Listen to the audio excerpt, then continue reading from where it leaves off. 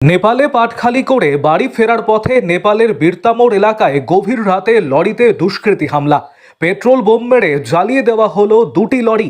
এই ঘটনায় আগুনে ঝলসে জখম হয়ে মৃত্যু হয়েছে চোপড়া থানার চপ্পলগছ এলাকার বাসিন্দা লরি চালক পদ্ম রায়ের।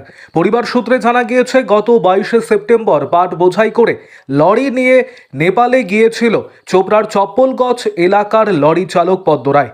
সেখানে পাট খালি করে আবার দেশে ফেরার সময় সেদিনই গভীর রাতে নেপালের বীরতামোর এলাকায় হঠাৎই 10 থেকে 12 জনের একটি দুষ্কৃতীর দল পেট্রোল বোমা মেরে লরিকে লক্ষ্য করে হামলা চালালে লরিটিতে আগুন লেগে যায়। এই ঘটনায় লরির চালক আগুনে ঝলসে যায়।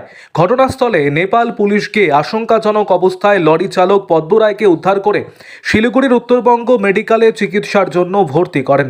শনিবার রাতে মেডিকেলে চিকিৎসাধীন অবস্থায় মৃত্যু হয় চোপড়ার লরির চালক পদ্ম রায়ের।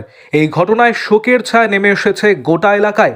ঘটনার তদন্তে নেমে 6 জন দুষ্কৃতীকে গ্রেপ্তার করেছে। প্রেস রিলিজ করে জানিয়েছেন নেপালের ঝাপা জেলার পুলিশ প্রশাসন।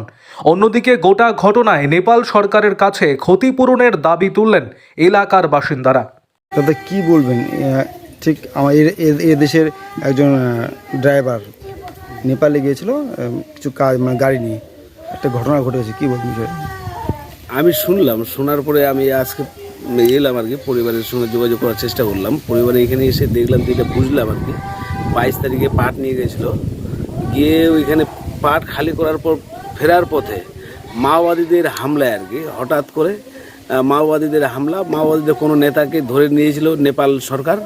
তো ওই ধরে নেওয়াতে মাওবাদীর নেতাকে ছুটানোর জন্য হঠাৎ করে মাওবাদীরা হামলা করে রাস্তার মধ্যে কিছু ভারতীয় গাড়ির উপরে। তার মধ্যে আমাদের চোপড়া ব্লকের কালাগঞ্জের চপ্পলগঞ্জের একজন আমাদের ড্রাইভার ছিল পদ রায়। উনি কারণ হচ্ছে উনিও গাড়ির ড্রাইভার, উনি গাড়ি নিয়ে গেছিলো এবং আসার পথে ওনাকে পুড়িয়ে মারা হয়েছে শুনলাম, এবং পুড়িয়ে দেওয়া হয় জীবিত অবস্থায়। তারপরে উত্তরবঙ্গ মেডিকেল কলেজে নেপাল সরকারের পুলিশ এনে ভর্তি করার পর কালকে রাত্রে শুনলাম মারা গেছে উনি। ওনার পরিবারের সঙ্গে যোগাযোগ করলাম এবং দেখা করলাম। আর এইখানে বলার মতো কিছুই নেই। আমরা সাংগঠনিকভাবে আমাদের যে দায়িত্ব আর কি, দায়িত্বের মধ্যে পড়ে আমরা আমাদের নেতাকে জানাবো, এবং যদি আমাদের নেতা আর কি বংশীবদন দা, উনি সরকারের সঙ্গে আলোচনা করে কথা বলে নেপাল সরকারের সঙ্গে যদি এই পরিবারকে কিছু সাহায্য তুলে দেওয়া যায়, সেই ব্যবস্থাটা নেব আমরা। আপনার পরিচয়? আমি সোমনাথ সিংহ, প্রসাদ থেকে। আমি বলছিলাম দিদি, কে হয়েছিল ঘটনাটা যদি বলেন বিস্তারিত। আমার জামাইবাবু নেপালে গেছিলো পাট নিয়ে, পাট ওখান থেকে খালি হয়ে আসছিল। রাস্তায় মাওবাদীরা আটকায়, মানে গাড়িটা জ্বালাই দিছে। কবে হয়েছে ঘটনাটা? এটা 22 তারিখে রাত্রে। কোথায় হয়েছে ঘটনাটা? দুটা, ওইটা বীরতামোড়ে,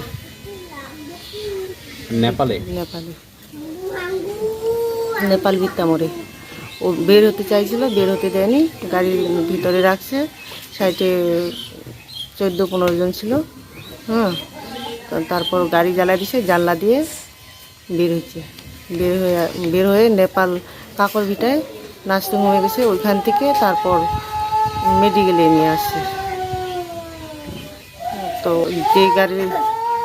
যে গাড়ির মালিক, ওই গাড়ির মালিক এখনো পর্যন্ত আসেনি দেখতে। যে যিনি ড্রাইভার ছিলেন আপনার জামাইবাবু, তিনি কি মারা গেছেন? মারা গেছে। কবে মারা গেছে? কালকে রাত 10টার দিকে। আজকে কি পোস্টমর্টম হচ্ছে না? হ্যাঁ, আজকে পোস্টমর্টম হচ্ছে। ওনার বাড়িতে কে কে আছে? ওনার এক ছেলে এক মেয়ে, আর ওনার বউ আর কেউ নাই। ওনার নাম কি যিনি মারা গেছেন? পদ্ম রায়। বাড়ি কোথায়? বাড়ি চপ্পলগছ, কালাগঞ্জ চপ্পলগছ। আপনার নাম? আমার নাম বাসন্তী সিংহ, আমি ওনার স্বামী।